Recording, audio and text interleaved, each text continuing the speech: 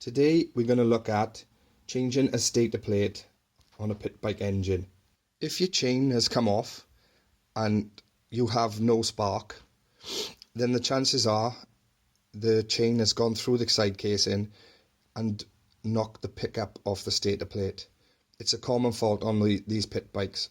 The first thing we need to do to get at the stator plate is to remove this side cover.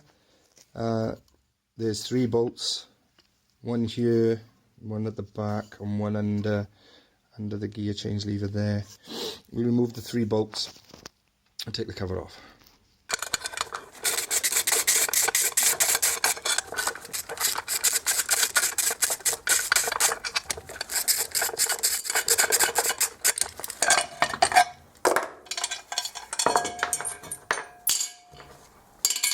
With the cover removed, you can see that on this bike the chain has come off. It's smashed through this casing,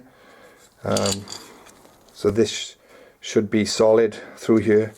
Chain is smashed through there. What you usually find is that the chain comes off, goes through the side casing, and then this pickup is sat here. It breaks this off because this is only cast aluminium and it's quite brittle, and then because the pickup is broke, that's the reason then why you won't have a spark.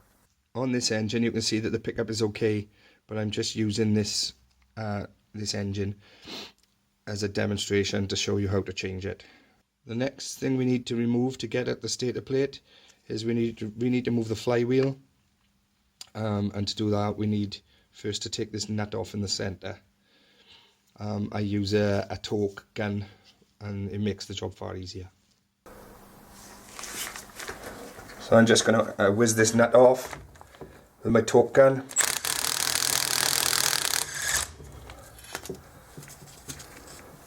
Then there's a washer here you need to remove. Keep that with the nut. And now we need to get this flywheel off. And the best way to get this flywheel off the crank is to use a flywheel puller. They're not expensive, they're about 12 to 13 pound, and it's very difficult to remove without it, to be honest. So this is the flywheel puller. It's a left hand thread, so you screw it in as far as possible into the flywheel. You want to make sure that you're not on just 1 or 2 threads, because it could strip the threads out. So you need to wind it in as far as you possibly can. Then you tighten this up. You use 2 spanners to take it off. So you hold the flywheel still with this one, and then you wind this bolt in until the flywheel pops off the taper.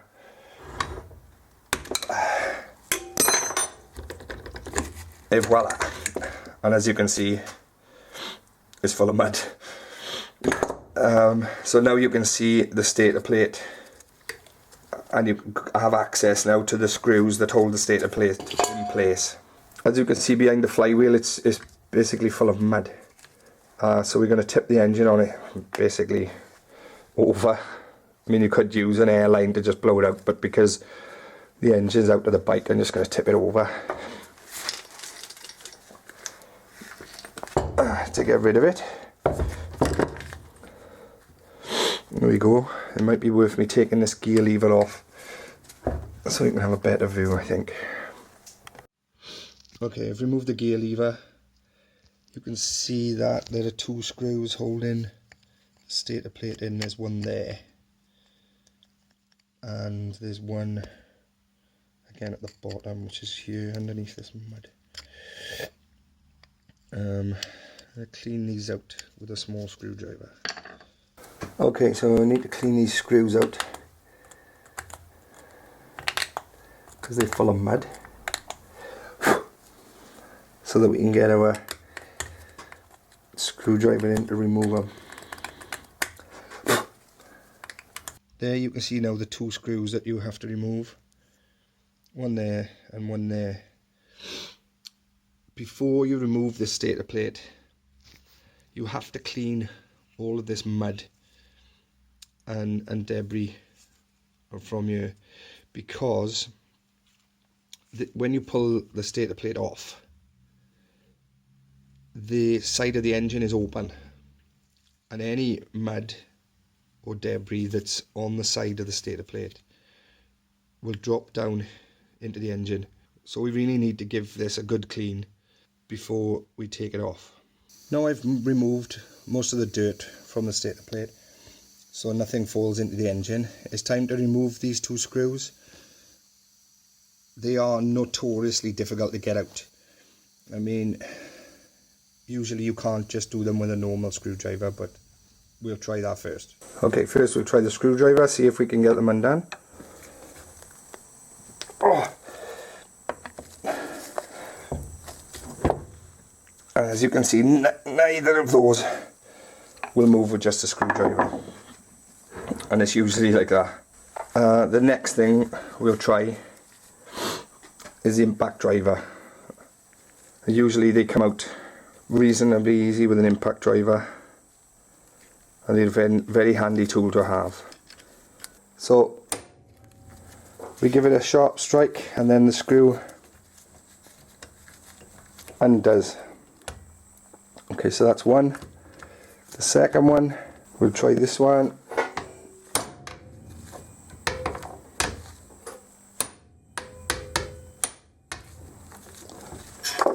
And there we are. The two screws have been removed. In the past, the impact driver has destroyed the head of the screw, and I've had to use a small chisel to tap the screw around, and that does work. If you don't have an impact driver, you can tap them around. Obviously then you need to replace the screws, but the stator plates that we buy they come with new screws, so you can destroy the heads and replace them, and you don't have to pay extra. Now we need to remove the stator plate itself, and it just pulls straight out. It's held in with an O-ring all the way around that stops the oil coming out, and it can be quite stiff, to be honest with you. It's usually best if you use a lever. I've got a heel bar, and just put it in and lever it out, and there we are. Your stator plate is removed. It's important to note that there are two O-rings. There's one here and one there behind each screw. If you lose these O-rings, then the engine will leak. So you need to, usually the new stator plate comes with new O-rings for these and for the O-ring around the stator plate here.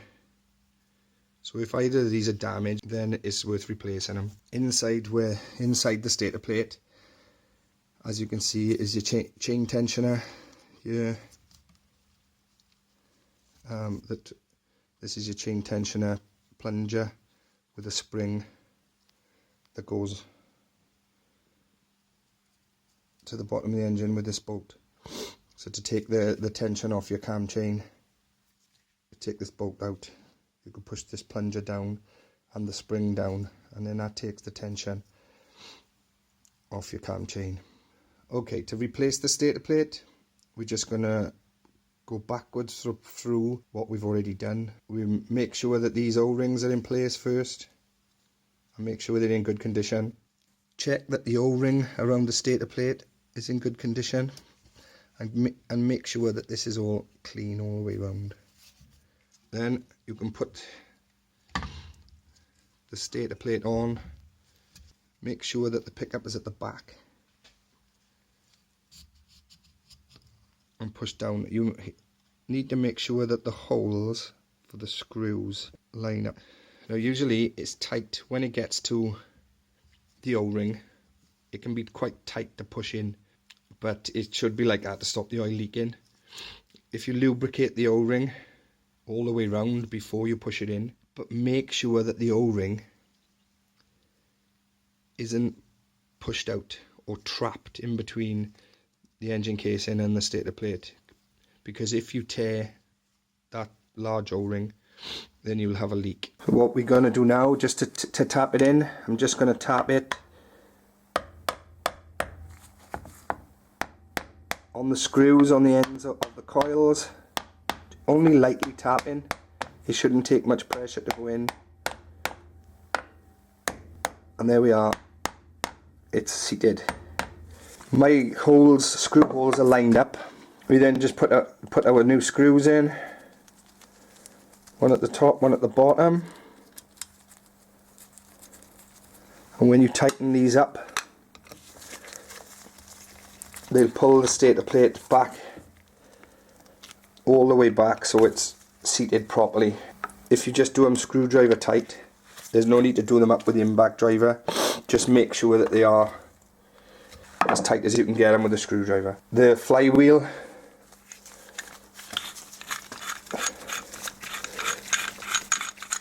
just fits back on the keyway, so make sure the keyway is lined up like so. And then you put your washer and your nut on. Just tighten the nut up with your, and then you put the side casing back on with the 3 bolts. And that's how easy it is to change the stator plate on your pit bike. If you like what you see and you want to see more pit bike engine repairs, please subscribe to the channel. Thank you.